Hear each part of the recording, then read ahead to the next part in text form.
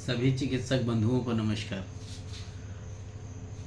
Electrohomoeopathy चिकित्सा विज्ञान में जिस प्रकार से डायलूशंस का महत्व है, अगर आपको लगता है कि पोटेंसी में आप कार्य करते हैं और आपको डायलूशन में कार्य करना चाहिए, अधिक अतिरिक्त मात्रा में दवाइयों के पीछे धन और उसको प्रोसेस डिस्टिलेशन बेस तरीके से किया हुआ हो, तो उसके रिज़ल्ट्स भी बहुत अच्छे आते हैं और लगभग 18 महीने में आप मेडिसिन्स को समाप्त भी नहीं कर पाते हैं।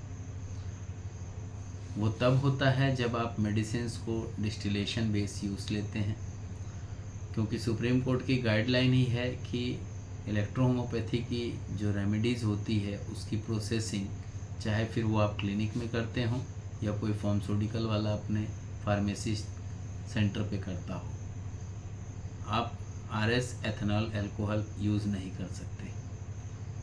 और इसलिए क्योंकि कई लोगों का कहना होता है कि सर हम टैबलेट बना सकते हैं आरएस बेस से, क्यों बनाइएगा, क्या आप रिकॉग्नाइज हैं या केमिकल का आपने लाइसेंस ले रखा है? क्योंकि एक होम्योपैथी चिकित्सक को भी 30 ml से ज़्यादा आरएस रखने का परमिशन नहीं होता है, तो फिर आपको किसने परमिट किया? जबकि सुप्रीम कोर्ट की गाइडलाइन के पहले पॉइंट पे ही लिखा है कि इलेक्ट्रोहोम्योपैथी की जो मेडिसिन्स होती है, इलेक्ट्रोपैथी की जो मेडिसिन्स होती है, उसका प्रोसेस करके ही बनाते हैं ना, प्रोसेसिंग, चाहे फिर वो डाइल्यूशन हो या एक्सट्रैक्ट हो, उसको आप डिस्टिल वाटर बेस होना चाहिए। ठीक है, मैं इस पे ज़्यादा फोकस नहीं करूँगा। हाँ, इलेक्ट्रोहोम्योपैथी के चिकित्सकों का कहना है कि सर अपनी रेमेडी कितने की है? 13,300 रुपये की MRP की रेमेडी है, 2,200 रुपये में हम इसे आपको प्रोवाइड करते हैं। 38 मेडिसिन का एसेंस। आपको अगर लगता है कि ये 110 ml में लेना हो तो 8,000 रुपये में आप इसे प्राप्त कर सकते हैं।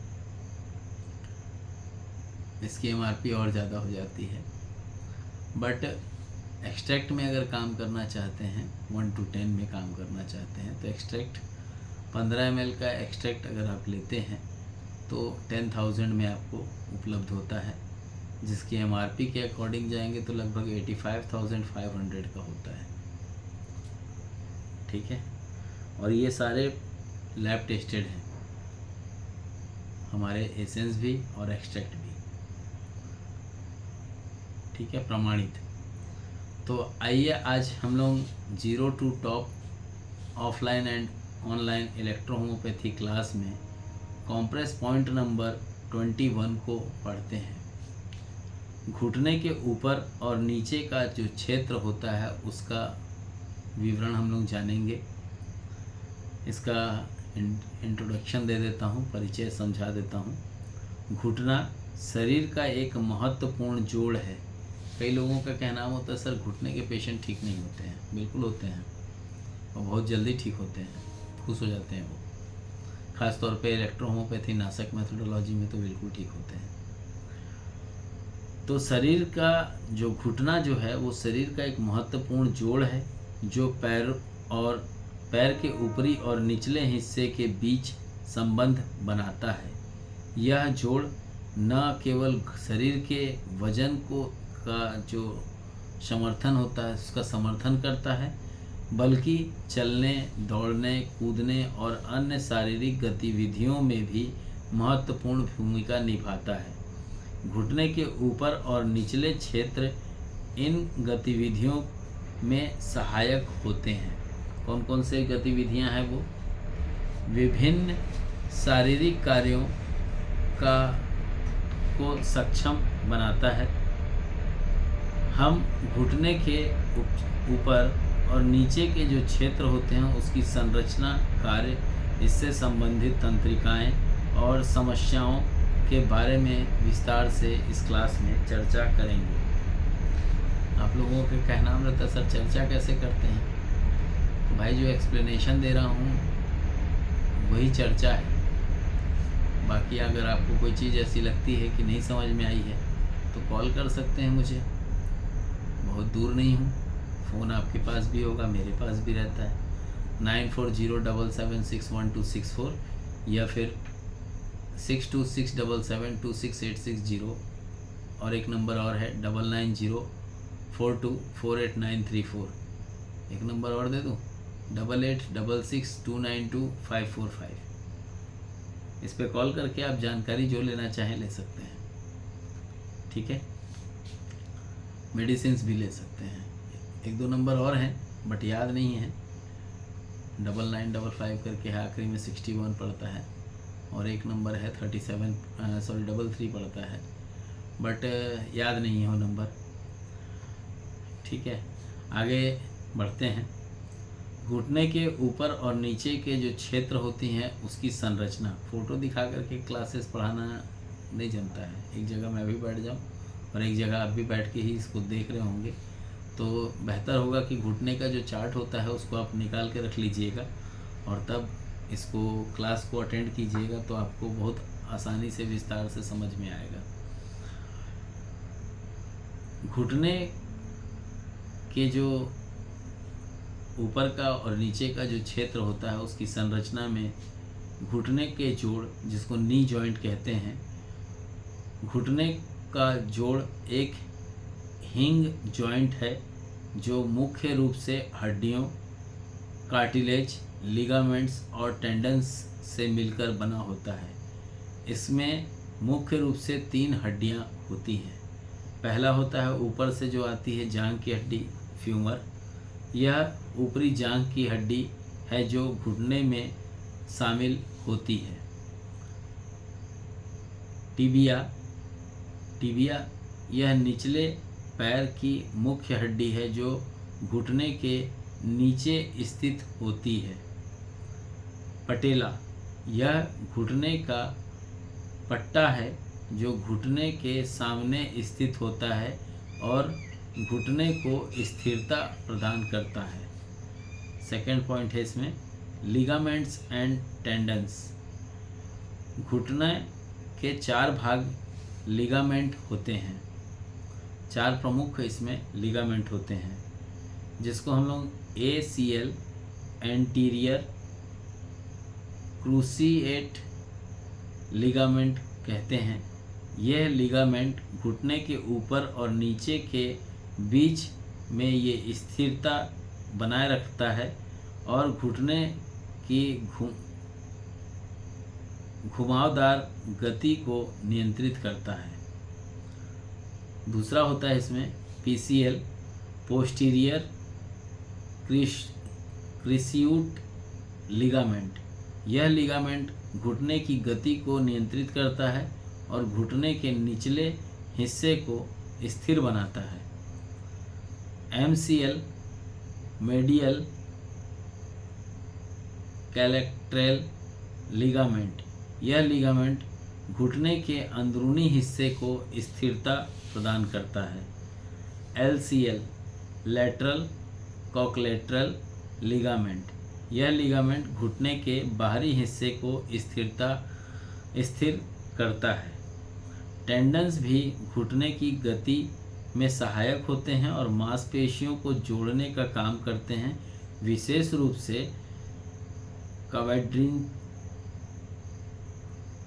क्वाड्रिसेप्स टेंड्स और पैटेलर टेंड्स घूमने की स्थित्व और गति को बनाए रखने में महत्वपूर्ण भूमिका निभाते हैं। कार्टिलेज का क्या रोल प्ले होता है? घुटने में आर्टिकुलर कार्टिलेज और मेंसियस होते हैं। आर्टिकुलर कार्टिलेज जोड़ों के बीच चिकनाई बनाए रखता है, जिससे हड्डियां आपस में रगड़कर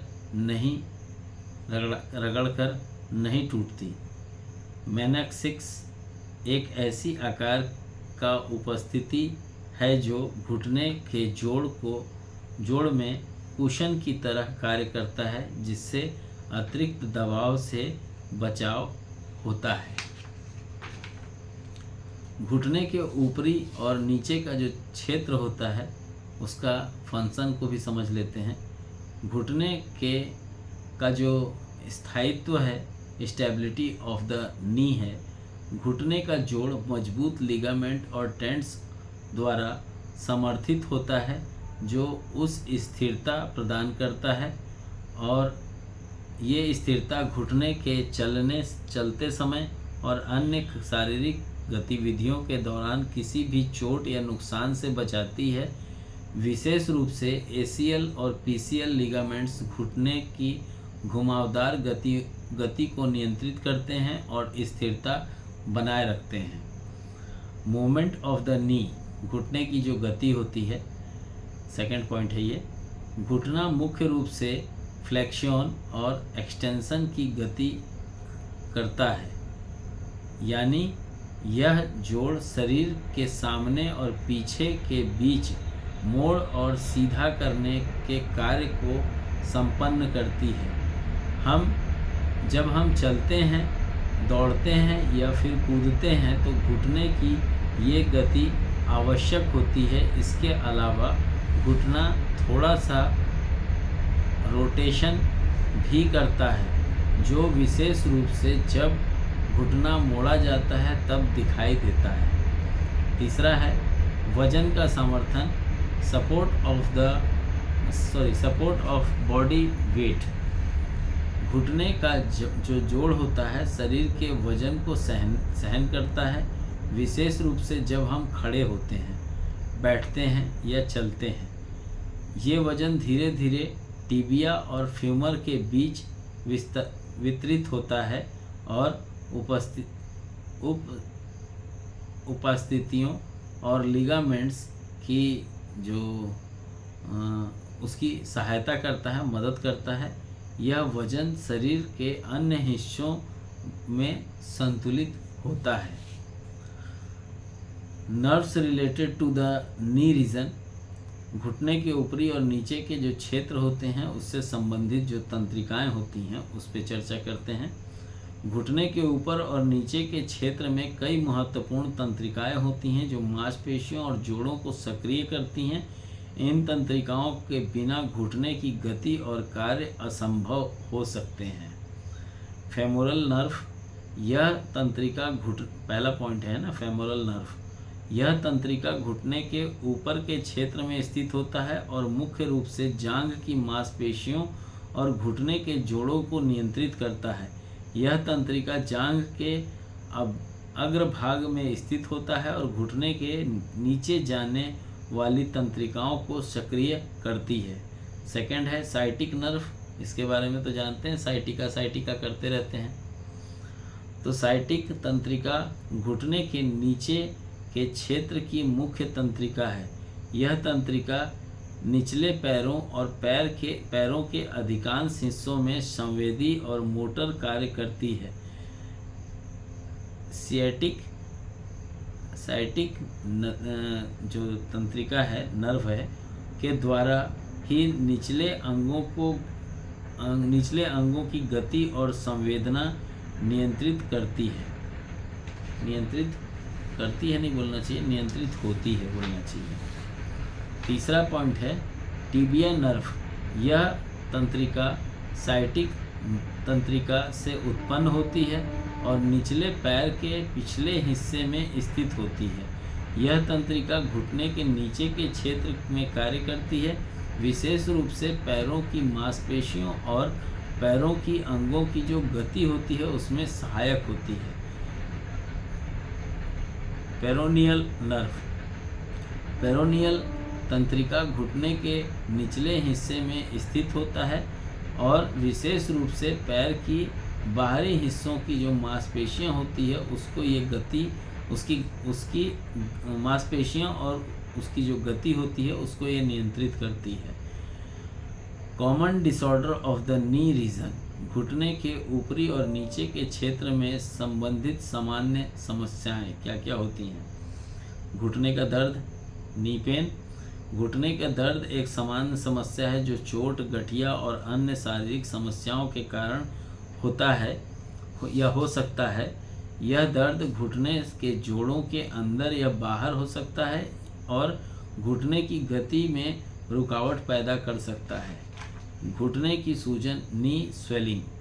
घुटने में सूजन तब होती है जब घुटने के जोड़ में किसी प्रकार का संक्रमण या चोट हो। सूजन के कारण घुटने की गति प्रभावित हो सकती है और सामान्य शारीरिक गतिविधियों में कठिनाई हो सकती है। तीसरा है ऑस्टियोआर्थराइटिस। यह घुटने के जोड़ में उपस्थित के कारण